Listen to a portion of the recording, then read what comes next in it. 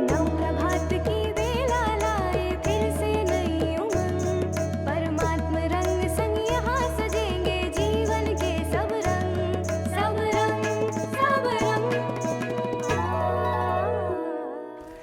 नमस्कार, सुप्रभात। स्वागत एक बार पुनः आज की इस प्यारी सी सुबह में आप सभी प्यारे प्यारे दर्शकों का। आप सभी के दिन बड़े अच्छे अच्छे गुजर रहे होंगे, रातें अच्छी गुजर रही होंगी और जीवन आनंद से परिपूर्ण होगा। और यदि कहीं कुछ 19-20 हो भी तो हम प्रतिदिन सब रंग लेकर आपके सम्मुख आ जाते हैं ताकि जीवन सुंदर रंगों से भरता चले, खुशियों से भरता चले और पॉजिटिविटी से भरता चले मित्रों। क्योंकि उतार चढ़ाव तो जीवन का नाम है ही। इसमें कई बार ऐसी चीज़ें हो जाती हैं जिसकी कामना हम नहीं करते हैं, फिर भी उस पल को बहुत ही धैर्यता के साथ, शांति के साथ, सकारात्मकता के साथ यदि बिता दिया जाए तो वो कहते हैं ना, हर दिन एक जैसे नहीं होते। दिन बदलता है, रातें बदलती हैं। हर अंधेरी रात के बाद एक सुनहरा सवेरा ज़रूर आता है। इसीलिए हम अपने मन को आशा और उत्साह के साथ आगे से आगे बढ़ते रहने के लिए हमेशा ही तैयार रखें। और प्राप्तियां जीवन में होती अवश्य हैं यदि हम सतत परिश्रम करते रहते हैं तो। पग आगे से आगे बढ़ते चलते हैं। हो सकता है कभी हमारी गति धीमी हो परिस्थितियों के कारण, लेकिन हम सतत आगे बढ़ते ही रहें। मन में कभी भी निराशा के भाव को घर ना करने दें और ना ही मांग बढ़ा दें। कई बार हम अपनी मांगें बहुत बढ़ा देते हैं, कई बार इच्छाएं, कामनाएं बहुत ज़्यादा हो जाती हैं, वो भी हमें बोझिल करती हैं। तो हम अर्जित तो करते चलें लेकिन मांग कर नहीं, अपने परिश्रम से, अपने आशा उत्साह के साथ। ऐसा ही कुछ सुंदर आज का सुवाक्य आइए सुनते हैं और आगे की ओर अपने कदम बढ़ाते हैं। नमस्कार। फूलों के साथ कांटे भी पाए जाते हैं और पत्थरों के बीच हीरे भी होते हैं। इसी प्रकार मनुष्य के जीवन में अच्छाई और बुराई दोनों ही होती है, लेकिन परख हमें करनी होती है कि हम दूसरों के जीवन के अंदर अच्छाई ही देखें, क्योंकि अगर हम बुराई देखते रहेंगे तो हम दूसरों की अच्छाइयों से दूर हो जाएंगे। एक बार गुलाब के फूल से किसी ने पूछा कि तुम कांटों के बीच में कैसे जीवन जीते हो? तो फूलों ने ये कहा, गुलाब ने ये कहा कि मैंने कांटों से भी दोस्ती कर ली है। मैं उसको देखकर नाखुश नहीं होता हूँ, लेकिन मुझे ऐसा लगता है कि जो भी मुझे तोड़ना चाहता है उनकी चुभन जो है वो मुझे तोड़ने नहीं देती है।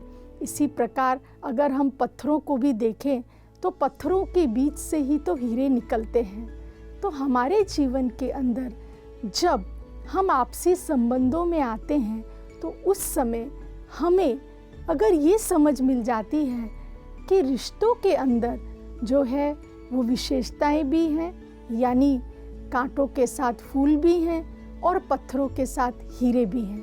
तो आइए आज के दिन हम अपना दृष्टिकोण बदल दें। हम ये समझें कि फूलों के साथ कांटों की चुभन भी जीवन में नया मार्ग दिखाती है, और हीरे भी कहाँ से निकलते हैं? वो भी तो पत्थरों के साथ रहते हैं। सुख और दुख में, मान और अपमान में भी हम अगर विशेषताओं को देखते चले जाएंगे तो हमारा जीवन बहुत ही सहज हो जाएगा। तो आइए करते हैं आज से एक नई शुरुआत, एक नया संकल्प, नए जीवन जीने की कला। ओम शांति। मित्रों, कहते हैं past is history, future is mystery and present is a gift given by God, that's why it is called present. सचमुच यदि पास्ट में रहते हैं, जो बीत गया है, तो हम भारी होते रहते हैं, बोझिल होते रहते हैं, परेशान होते रहते हैं, ये सोचते रहते हैं कि यदि ऐसा ना हुआ होता तो ऐसा हो जाता, इसने ऐसा ना किया होता तो वैसा होता। जो बीत गया सो बीत गया। हम वर्तमान में रहकर अपने भविष्य को श्रेष्ठ बनाएं।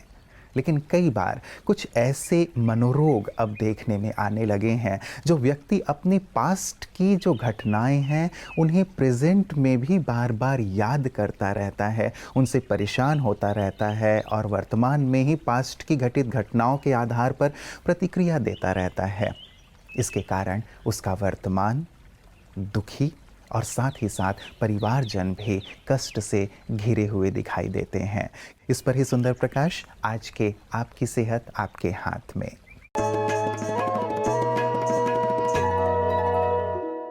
ओम शांति।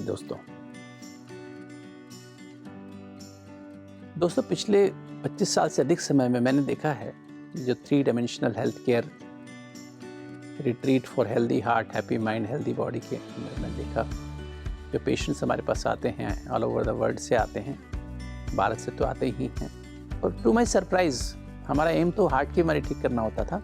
तो जब ये राजयोग का प्रयोग कर रहे होते थे, राजयोग का meditative lifestyle approach, 3 dimensional health care Rajyoga का मेडिटेटिव लाइफस्टाइल अप्रोच से वो देखते थे उनकी ब्लड प्रेशर भी ठीक हो गया, उनका डायबिटीज़ भी ठीक हो गया, उनका कैंसर भी था, किसी को प्रोस्टेट कैंसर था, किसी को ब्रेस्ट कैंसर था, वो भी ठीक हो गए, GERD भी अस्थमा भी ठीक हो गया, चाइल्डहुड अस्थमा भी ठीक हो गया। दोस्तों उनकी घुटने भी ठीक हो गए, कमर की हड्डी भी जो डिस्क प्रोलैप्स था वो भी ठीक हो गया। तो मुझे बड़ा आश्चर्य होता था। तो दोस्तों मैं देखा कि कोई भी डिजीज़ चाहे मन की हो शरीर की हो, आप उसको रिवर्स कर सकते हैं by reversing the thought patterns. ऐसे ऐसे केसेस मैंने देखे जहाँ ट्यूमर इतना फैल चुका था, डॉक्टर्स ने उनको टाइम दिया कि आप मुश्किल से 3 महीने भी निकालना बहुत मुश्किल है आपके लिए, अब आप सिर्फ पैलिएटिव केयर पे रहेंगे और 3 महीने मुश्किल से निकलेंगे, आपके कभी भी डेथ हो सकती है। और उन्होंने सिर्फ अपना सोचने का ढंग बदल दिया और 3 महीने बाद तो उनका ट्यूमर ख़त्म ही हो गया। एक पेशेंट को तो 12 ट्यूमर थे ब्रेन में, 12 के 12 ठीक हो गए, उसको चल नहीं पाता था, उसके ट्रेमर्स थे हाथ में, एक पूरी बॉडी हाथ आधी बॉडी पैरालाइज हो गई थी, आंखों में निस्टैग्मस था। तो दोस्तों वो कैसे ठीक होते हैं? जब हम पॉजिटिव थिंकिंग पैटर्न डाल लेते हैं, उसकी आदत बना लेते हैं अच्छा सोचने की राजयोग मेडिटेशन के द्वारा, तो हमारे मन की सफाई राजयोग मेडिटेशन से करते हैं और शरीर की सफाई अपने भोजन को, सैर को, नींद को बदल करके ठीक प्रॉपर करके कैसे अपनी बीमारी को हम रिवर्स कर सकते हैं। ओम शांति। मित्रों कहते हैं कि फर्क सिर्फ सोच का है। जो सीढ़ियाँ आपको नीचे लेके जाती हैं वही सीढ़ियाँ आपको ऊपर भी लेकर जाती हैं। ठीक इसी प्रकार व्यर्थ और नकारात्मक चिंतन हमारे जीवन को गर्त में ले जाता है और हम यदि सकारात्मक चिंतन करते हैं तो वहीं से कुछ अच्छी बातें लेकर के शिखर की ओर भी बढ़ जाते हैं। इसीलिए सकारात्मक चिंतन, सकारात्मक दर्शन, सकारात्मक श्रवण का जीवन में बहुत महत्व है, जो हमारे जीवन को सुंदर से सुंदरतम बनाता चलता है।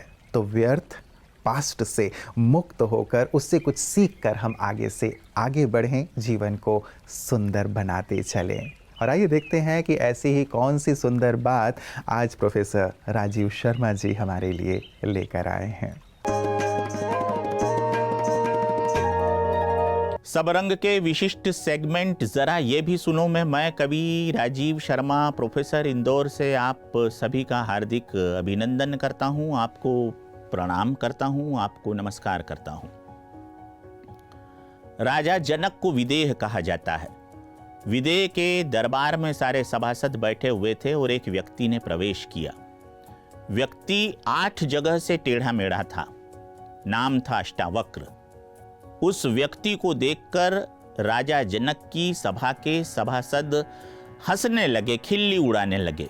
तो अष्टावक्र राजा जनक के दरबार से बाहर निकलने के लिए अग्रेषित हुए। वो बाहर जाने लगे तो राजा जनक ने पूछा कि आप बाहर क्यों जा रहे हो? तो अष्टावक्र ने उत्तर दिया कि मैं तो समझा था कि आपके दरबार में सभी सुज्ञानी रहते होंगे, लेकिन यहाँ तो सब अज्ञानी बसते हैं। जनक ने पूछा कि मेरे सभासदों को इतने पढ़े लिखे हैं, इतने विद्वान हैं, इन्हें आप अज्ञानी क्यों कह रहे हो?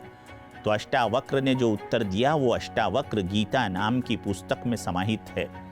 अष्टावक्र ने कहा कि राजन, तुम्हारे सभासदों की दृष्टि केवल मेरे शरीर पर, मेरे शरीर की कुरूपता पर, मेरे शरीर के टेढ़े मेढ़ेपन पर है, जबकि सही बात ये है, सच्चा ज्ञान ये है कि व्यक्ति शरीर से नहीं आकलित किया जाता, क्योंकि व्यक्ति शरीर नहीं होता, वो वास्तव में आत्मा होती है। तो राजन, मेरा शरीर भले ही टेढ़ा मेढ़ा हो, लेकिन मेरी आत्मा टेढ़ी मेढ़ी नहीं है।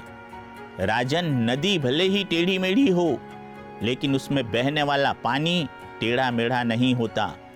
राजन, वस्तुएं, ग्रह, उपग्रह भले ही टेढ़े मेढ़े हों, लेकिन आसमान कभी टेढ़ा मेढ़ा नहीं होता, क्योंकि हम वास्तव में शरीर नहीं होते, हम वास्तव में एक आत्मा होते हैं।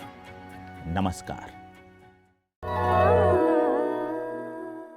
मित्रों, कहते हैं कि सद शिक्षा, सद्ज्ञान से बड़ा और कोई धन नहीं है।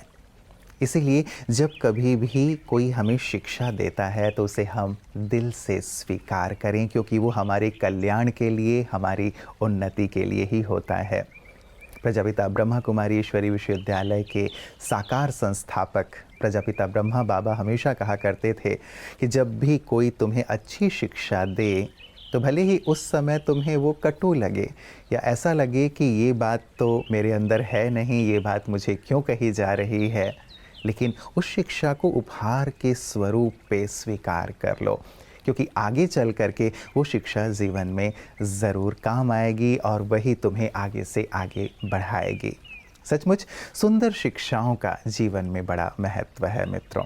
इसीलिए जब कभी भी अच्छी बातें हमें कहीं से भी प्राप्त होती हैं, उसे अपने जीवन में धारण करके हम आगे बढ़ें। और यही सुंदर शिक्षा ब्रह्मा कुमारी सभी को प्रदान कर रही हैं कि कैसे जीवन में आप सतत आगे से आगे बढ़ सकते हैं, सुख शांति और समृद्धि को अपने जीवन का अंग बना सकते हैं। आइए देखते हैं ब्रह्मा कुमारी की सुंदर सेवाओं की एक झलक। बिहार के सीतामढ़ी जिले में ब्रह्मा कुमारी सोनबरसा सेवा केंद्र द्वारा विभिन्न स्थानों पर 4 दिवसीय नशा मुक्त भारत अभियान चलाया गया।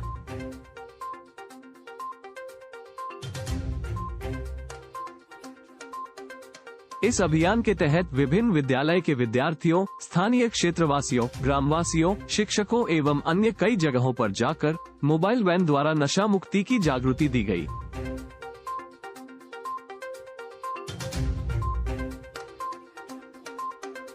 इस पूरे अभियान में कुल 5350 भाई बहनों को नशा मुक्ति की जागृति के साथ परमात्म संदेश भी दिया गया।